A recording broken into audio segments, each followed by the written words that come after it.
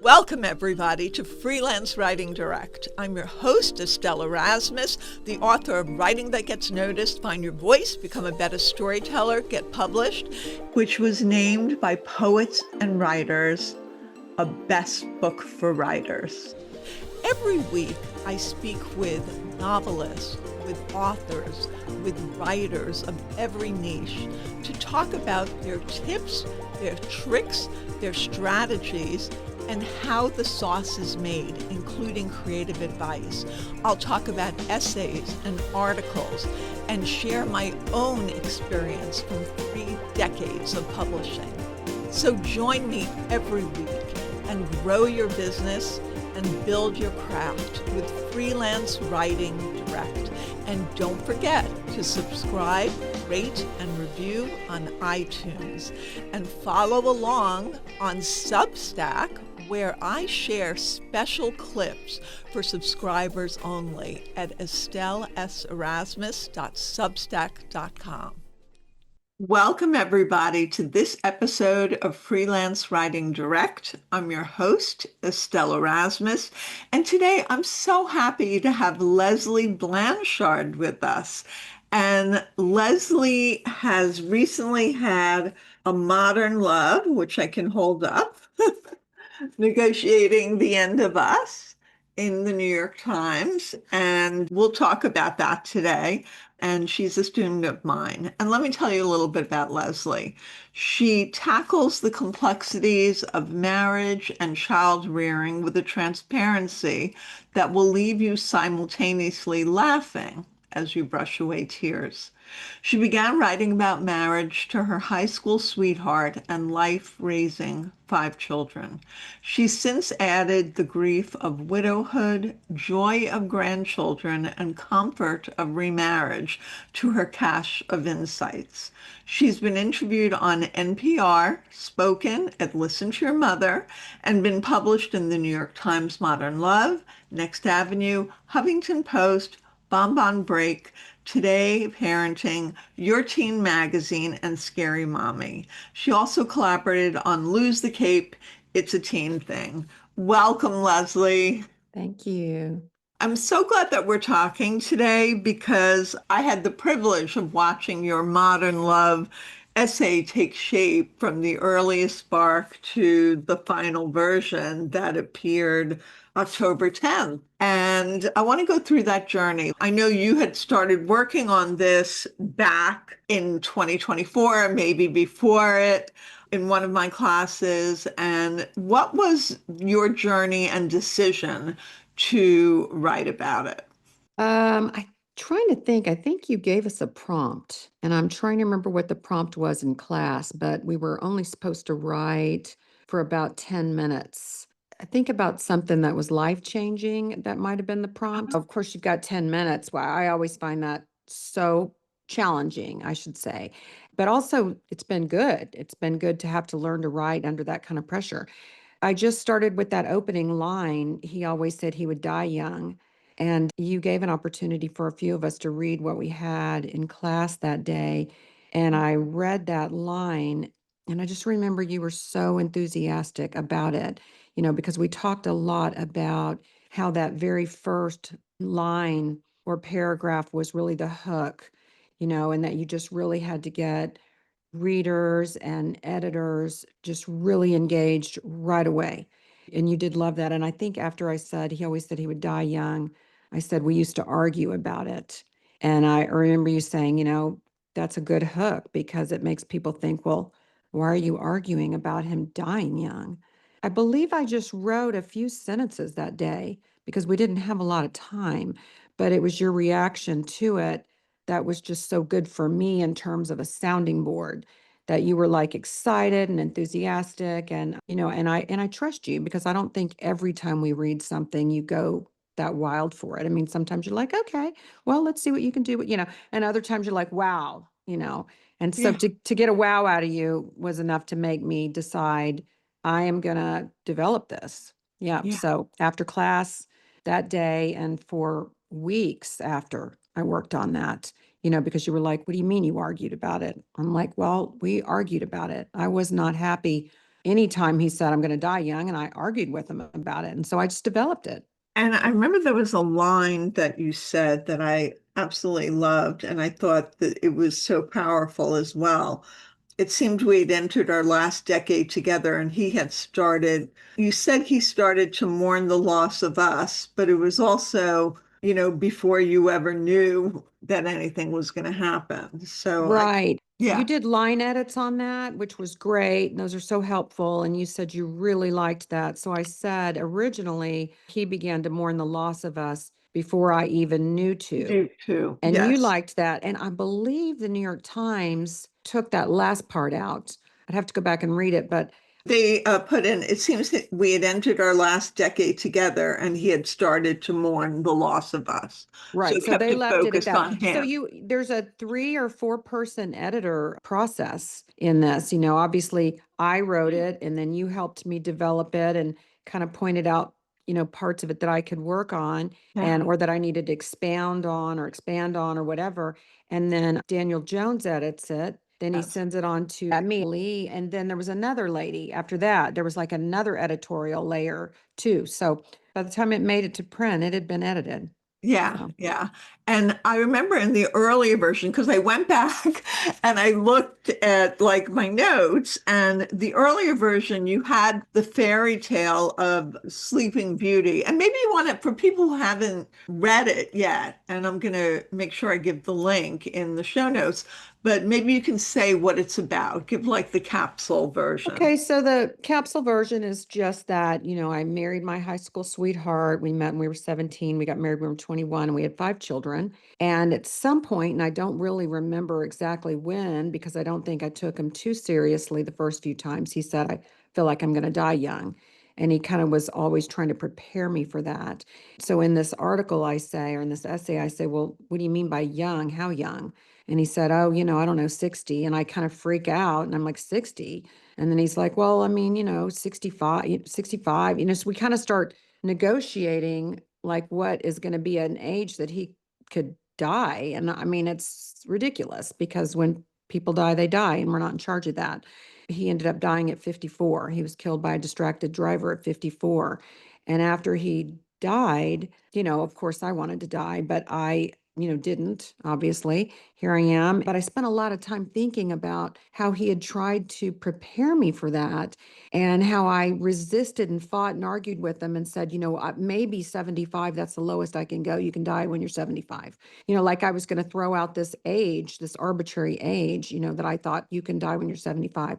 But I liken the story to the Sleeping Beauty fairy tale that I bring up in the article is that King Stephen, for Disney fans, they'll remember that he was told his daughter would prick her finger on a spinning wheel and die.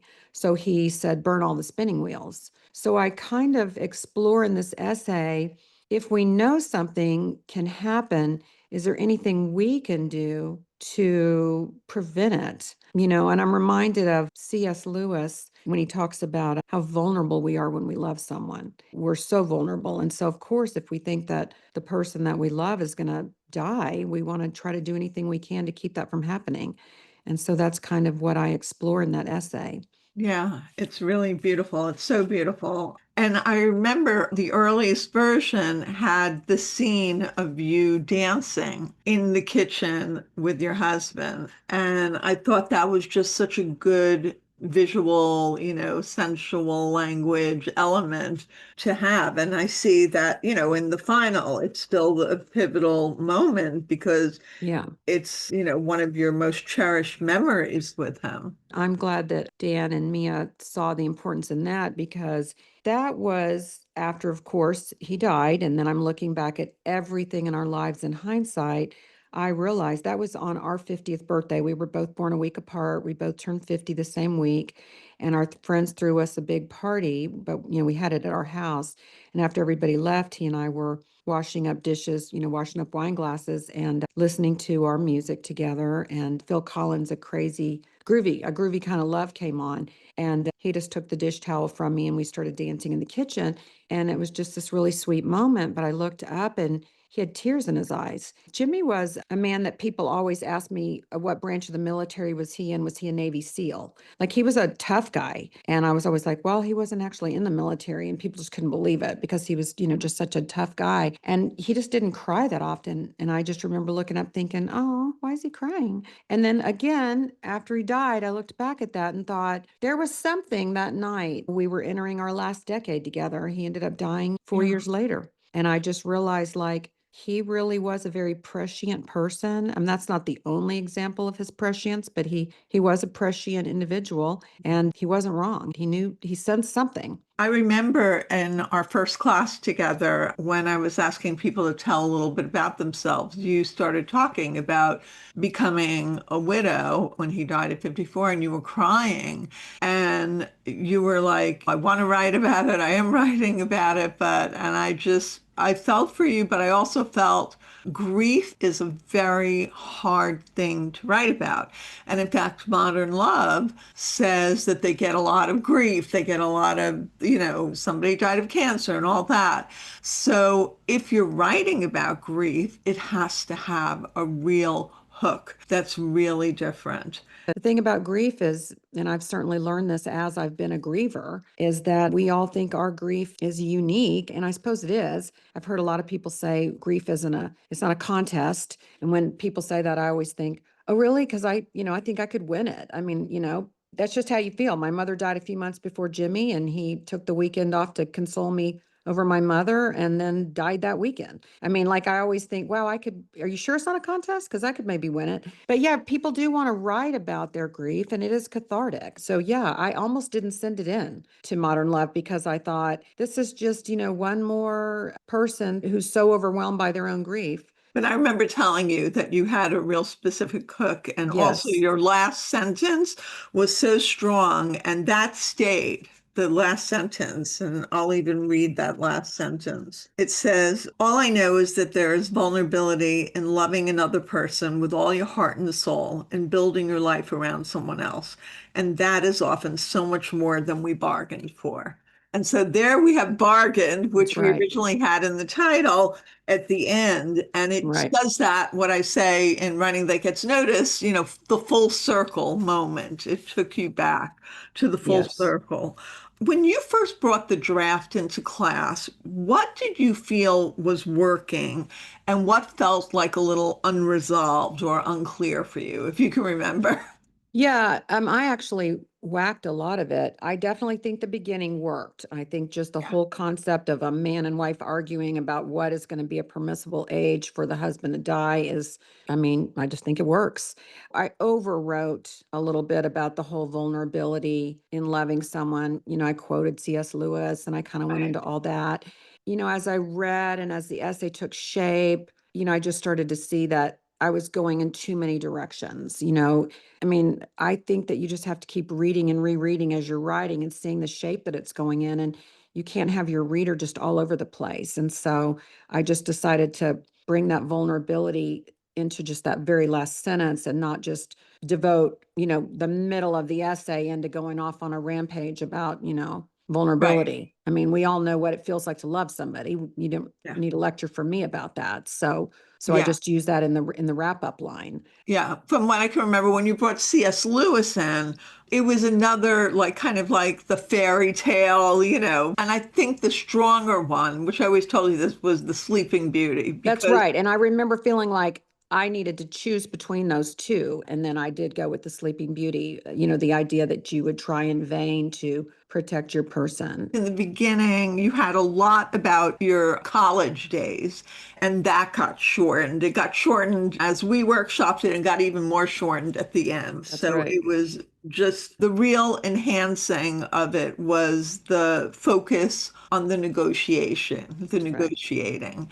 And that kept it very clean, very clear, and allowed the beautiful imagery and the beautiful sentiment and the pathos of it to really come through without you saying in every sentence, this hurt, this felt bad, I worried, because we get it as we go through the Right. story. And so, what decision that you made in terms of structure, pacing, or revealing a significant moment felt like a real breakthrough for you for this essay? Well, probably, let's see. I talk about when his motorcycle was stolen. We were getting ready to get married, and he had a motorcycle. And I kind of am trying to equate that motorcycle with that whole spinning wheel concept. He had a motorcycle, it got stolen, and he called me, and I said it was the first time I ever saw him cry, really. And he was like, they stole my effing bike. And I was like, oh, you don't need a motorcycle. We're about to get married and have kids. And he agreed to all of that, that we didn't want him to have a bike when we were raising our kids and this and that and the other. And then he got a bike after our youngest son was packing for college. And like I said, we had 5 kids. So he definitely put the whole motorcycle hobby or passion on the back burner for 30 years. But I talk about how when his bike was stolen, he bought his grandmother's Volare, Plymouth Volare, secondhand. I think we bought it for $800. And he drove that around. It was like this hideous blue Plymouth Volare, 1970 something or whatever. And I said, I remember the first time he drove up in the driveway in that car, I felt the way a rancher might feel when they've broken a stallion, like you've kind of broken their spirit a little bit. But at the same time, I was committed to burning all the spinning wheels. I didn't have his motorcycle stolen, but if I'd have thought of it, I might have tried to arrange that. So anyway, he ended up getting another motorcycle after Tommy was leaving for college, and he was killed on that motorcycle by a distracted driver. So I think sort of exposing that vulnerability and also the guilt that I have always carried over that, because, and I could get a little weepy saying this, but I know that he would not have gotten that bike, the motorcycle, in our 50s if I'd asked him not to. But I felt like he'd kept his word and we'd raised our children, and he Yeah. really was just a devoted husband and father. And he found his motorcycle on Craigslist and always said if he was ever successful, he'd buy it back. And so I think writing about that, to try to answer your question, a Yeah. long-winded answer to a short question, is that exposing that was hard for me. Yeah. I was really touching on the deepest part of my grief was, what if I had just been like the King and Sleeping Beauty and just said no motorcycles ever, period. And that underlies something really important about the essay. I always say it's like the story and then what's the emotional implication underneath. So your story is very riveting, very compelling. One more thing, I looked back in my files and I saw that originally you had started writing this as potentially a tiny love story. Yeah, And then, you were hooked on the idea to do it, and I encouraged it. And in fact, in the Tiny Love Story, you had the scene of you dancing when the dish towel, he right. took the dish towel from the hands and led me to our dance floor. And I have that. That was like October 22nd, 2024. Mm-hmm. And then when we did an exercise, and usually in my classes, I don't do longer than like 5-minute exercises. So I might have started as like a 5-minute exercise and then said you can expand it into an essay. And then you Right. expanded it after you read it and got such a positive response from me and from your classmates, because Right. community is important too. And then you went further into it. And that was still in 2024. Then in Oh, 2025, in January, you worked again on it. You had a new iteration. It was even right. tighter. It, had a lot of the bones of what it ended up being. And then we finished our class, and then you sent me an email, and your email said something like, I have a call with Dan Jones about my essay tomorrow. Do you have any recommendations? And I was like, oh my God, that's such great news. And I think I just said he's going to want to make sure that everything's verifiable, that it's true. You have to use real names if you're using names, and whatever else he's going to say. But after that, I said, how did your call go? And you said it's going to be up next week. You know that I missed his first email. He sent me an email saying that they wanted to talk about that essay, and I didn't see it. I'm sure everybody's like me, they get like 500 emails a day. And I submitted it in May. and Right. didn't hear back until, I guess, it was late September. And so by then I'd kind of forgotten about it. Right when you submit something, and I think every writer can relate to this, when you first submit something, you just keep looking for a response from an editor. And a couple of weeks go by and you're like, okay, well, they're not interested. And even though I knew that Modern Love tells you, 3 to 6 months or whatever, it takes a while. So I'd kind of forgotten about it. And that's why I wasn't checking my email as, like just combing through my email looking for something Yeah. from him. So almost missed the whole thing. I want to ask you, Leslie, before taking class with me, did Modern Love feel impossible or out of reach? Oh, yeah. How did it shift that belief? How did that shift for you? Being in class with you has just been so amazing because you make all of this seem tangible, reachable, achievable, believable, conceivable, like all of the ables. And because I just, I'm a housewife from Oklahoma, but when I log in to a class with a professor at NYU, or a published author like yourself who, writes books about writing and writes, all of a sudden, and you're surrounded by this community. You're just not a housewife from Oklahoma anymore. You're a writer in New York. I mean, I feel like a New Yorker. Everything seems believable and achievable. So yeah, I can't even begin to describe when I was be sitting in class listening to you tell people, my peers in this classroom, like, oh, why don't you shoot that over to Cosmo? And I'm like, Cosmo? Or you're like, see if the Washington Post wants to put that in their inspired living section, or why don't this? And you said that would be so great for Modern Love. And I was like, Modern Love. I mean, I read the New York Times from the top to the bottom every single day, and I love Modern Love, but never in a million years did I think I would write something for them. But when you threw that out there, I thought, okay. For me, when I teach the classes and, the NYU classes, and also then the classes that we work with smaller groups, have about 8 people. It's a Zoom class, and you've been in those as well. And I feel like a big part of publishing is generating and then getting the actual publication. So for me, and I want to hear your experience with that, like, learning about it, getting the access, to the emails, to the editors, all that. Life changing, absolutely life changing. One of the things I used to always tell my kids when I was raising them is that there's so many components to success. And I mean, I guess if I could say anything to any aspiring writer out there, it's what I used to say to my children. You can have work ethic, but if you don't have opportunity, you can have opportunity, but if you don't have talent, all those things have to come together like the perfect storm. And I would always tell them, if nobody had ever put a tennis racket in Serena Williams' hands or a golf club in Tiger Woods' hands, then they would just be people with this unrealized talent because they never had opportunity. And then you meet people all the time who have incredible opportunity, just born into opportunity and privilege, who either don't have work ethic to develop it or don't, you just see this all the time. All of those components of work ethic, privilege, opportunity, talent, they all have to come together. So I could sit here all day long and be a great writer.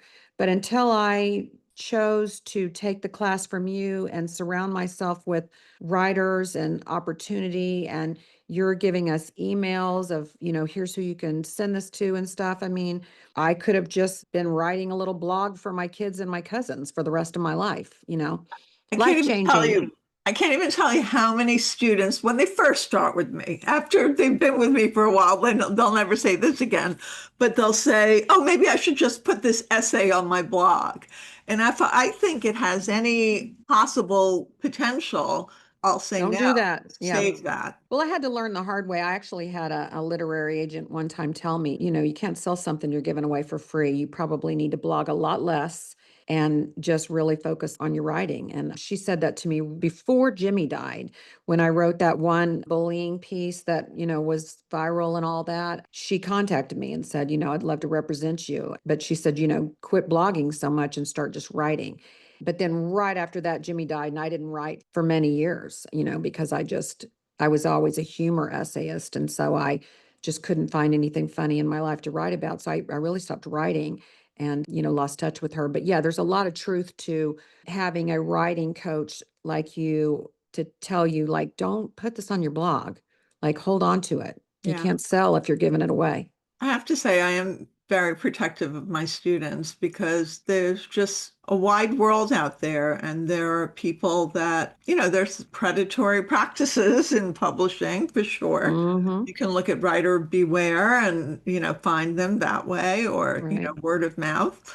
But absolutely. So now that you have your Modern Love out, I mean, you've been published in other places as well, a lot of other places. I know you have a wonderful essay that you're working on. We won't talk about that at this moment, but I definitely see that's going to find its proper place in a great publication.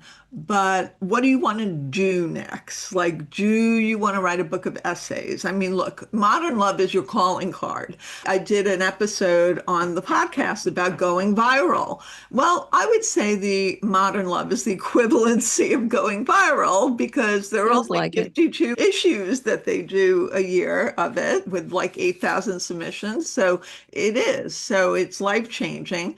So A, how has it changed your life? B, what do you want to do with this momentum that you now have? I do want to write a book of essays, and I've wanted to do that for years. I know I have because I remember conversations I had with Jimmy, and he's been gone almost 8 years now. So I'm definitely more of an essayist. I mean, I don't really see myself ever writing a fiction or novel or anything like that, but I have a lot of points and ideas and thoughts and theories and stories that I'd like to share that just kind of help people either laugh or cry or get an idea about a situation they're going through. And I'd love to write that. It would be kind of a semi-memoir in the sense that I would use my own anecdotal experiences to write these stories or these essays. Yeah, I think that'd just be a lot of fun. So that's really the next thing. And the Modern Love, in terms of how that's changed or shaped my goals, it just made everything seem possible, achievable for sure. Yeah, absolutely. So are new doors opening or you're just kind of marshaling where you're at? I mean, you just had a wonderful life event. Your son got Yeah. married and I've had two, right? So Modern Love was published. I got the call from Dan at the end of September, and I was packing up to head down to Dallas. My daughter was having a baby, and it was actually published the weekend. October 10th was the weekend right after she had the baby. So I was literally up all night helping her with a newborn. And then when it was published at like midnight on that Friday, I was like checking and refreshing. I was sitting there with a 3-day old baby in my arms. So our little Dolly. And then just a few weeks after that, after my daughter had the baby, my son got married. So really, it just went Modern Love, baby, wedding. And so I'm just now trying to sort of come down from all of that. Of course, we're going to have Christmas and everything. I need to really buckle down and like you said, really think about. I am yeah. working on that one piece still, and it's almost a sister article to this piece.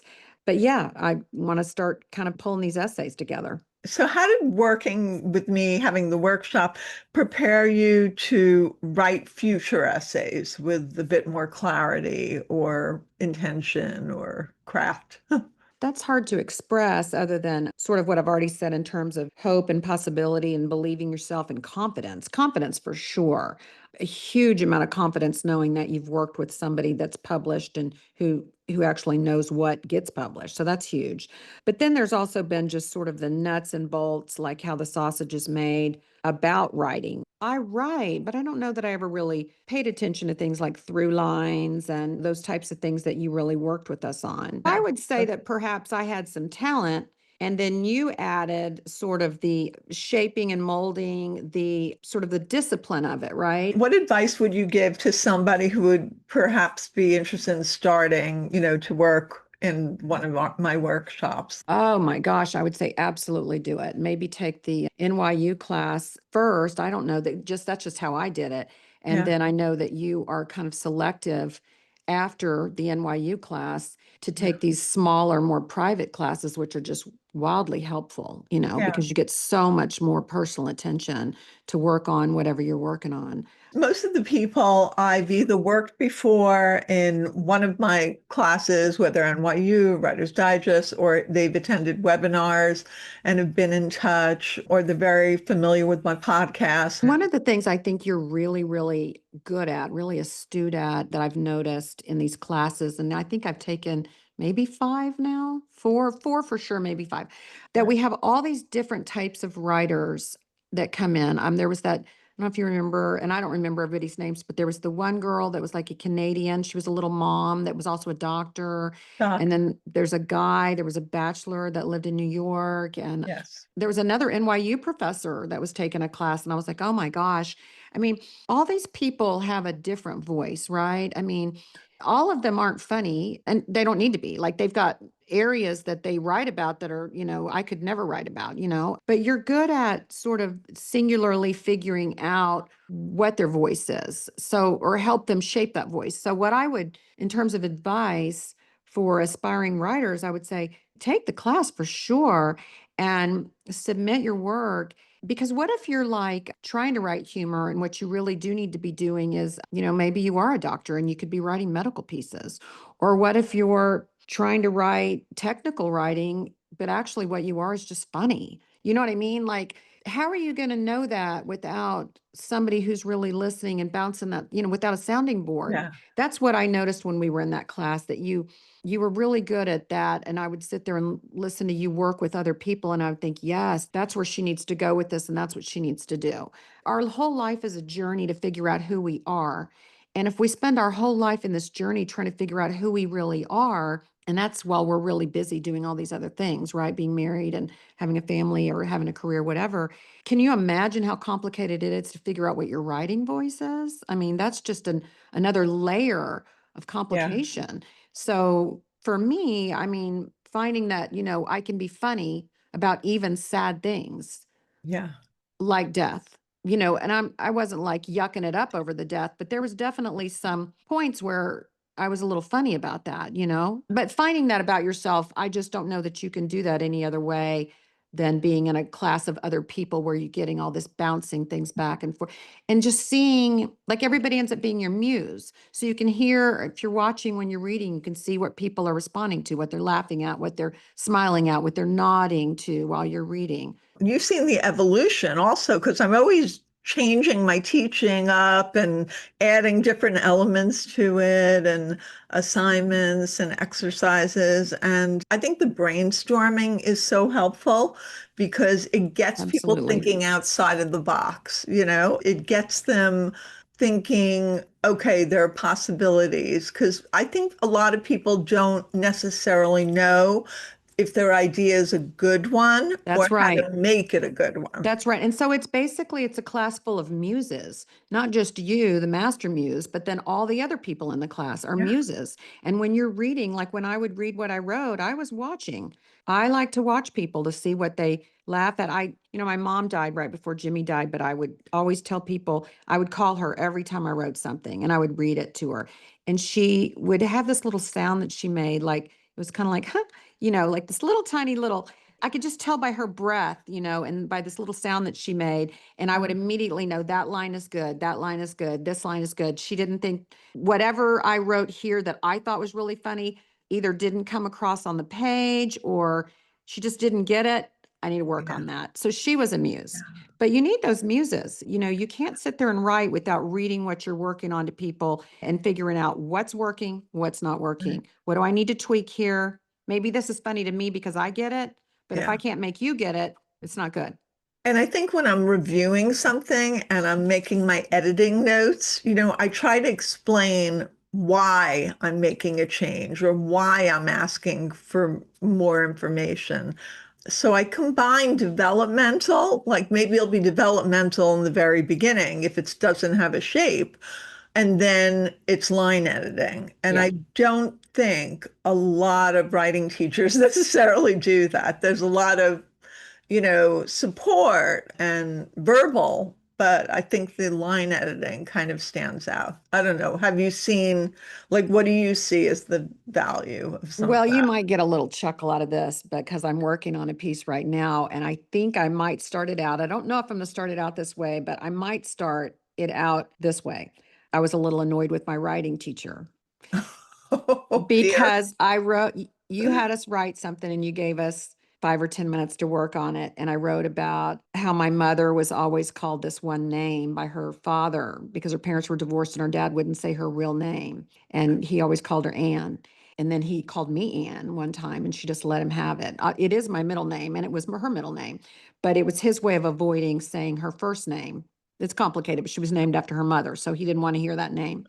So anyway, you liked it and you said, this is really good. I want to know more about your mother. Like you don't talk enough about your mother.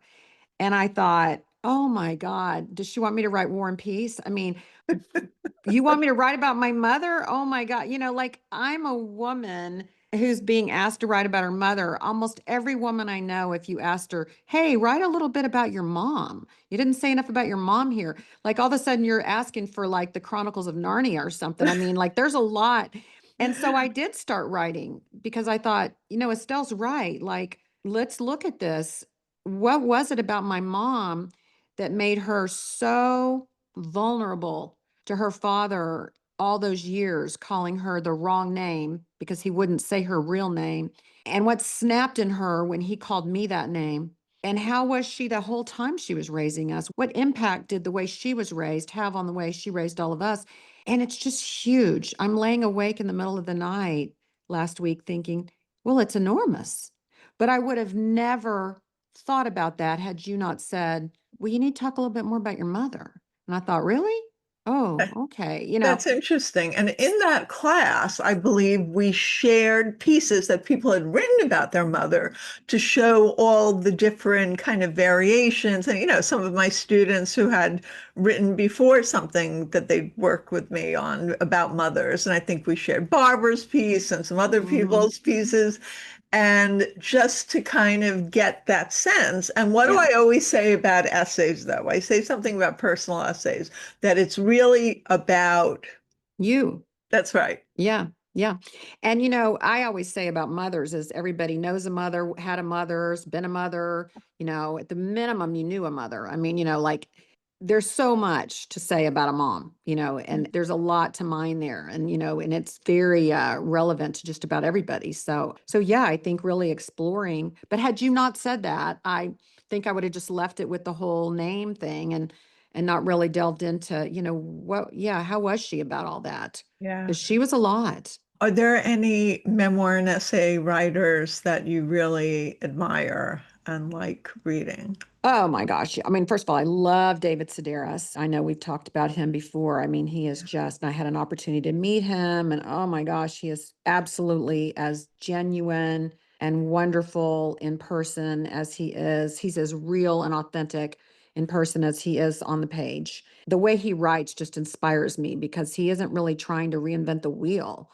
He's just telling you about his life. And I don't want to say it's basic because it's not basic. His experiences are unique, but it's just his life. It's his lived experience. It's fabulous. His relationship with you, his relationship with his mom, his relationship with his dad. It really inspires me to write because it makes you realize that people are interested in other people's lives. That's what we're interested. I know memoir is having a moment right now because people are interested in other people's lives. They just are. So I love him. I've always loved Pat Conroy. He writes memoir, right? But it's not Yeah. essay. Yeah. It's more of a novel. But I've always loved him. I'm gonna get off this podcast and think of about 20 more people. That's okay. But who is our Abigail Thomas? Oh, Abby, You kind yes. of turned me on to her, and boy, do I ever enjoy her. Just She's for amazing. late in life encouragement. She's just amazing. She's 84. Yeah. Yeah. She's amazing. Alexandra Fuller is another one who Yeah. seems to really be able to mine her life and her experiences, her joys and her griefs and her disappointments, her wins, her failures. I mean, they all come out on the page. She's Yeah. wonderful. No, this has been wonderful speaking with you, Leslie. If you could sum up working with me in 3 words, what would it be? In 3 words, oh my gosh, confidence, encouragement. Gosh, what do I want that last word to be? Confidence, encouragement, just whatever word just really encapsulates believing that you can do something. I guess that's confidence, right? I mean, just And maybe having the tools and having the, discipline, to have the tools to do it. So maybe yeah, discipline and encouragement and confidence. All three of those things have just got to come together like the perfect storm for you to birth a piece like that modern love piece. I mean, it's literally like I didn't realize I worked on it until you gave the timeline. I was like, wow, I did not realize. And now I'm remembering, yes, it started out as a letter to him. It started out as a mini love story. It morphed. It's like Yeah, literally like giving birth. It's like a yeah, 9-month process. And that kind of absolutely. tickles me. But yeah, I mean, but all those things have to come together. Yeah. It's definitely a perfect storm of time, Well, talent, discipline, all of it. it's been such a privilege working with you and working with you Thank on you. that. And I'm so excited to see what's going to evolve next with you Well, I because am super grateful to you. It's been life-changing. Super grateful. So, thank you. thank you so much, Leslie. This was wonderful. Thank you. Thank you so much. Follow me at estelleserasmus.com on my website and on social media, which is Instagram, TikTok, and Twitter at Estelle S. Erasmus. And we're now on YouTube for Freelance Writing Direct. Follow along, and soon everyone will be reading what you're writing.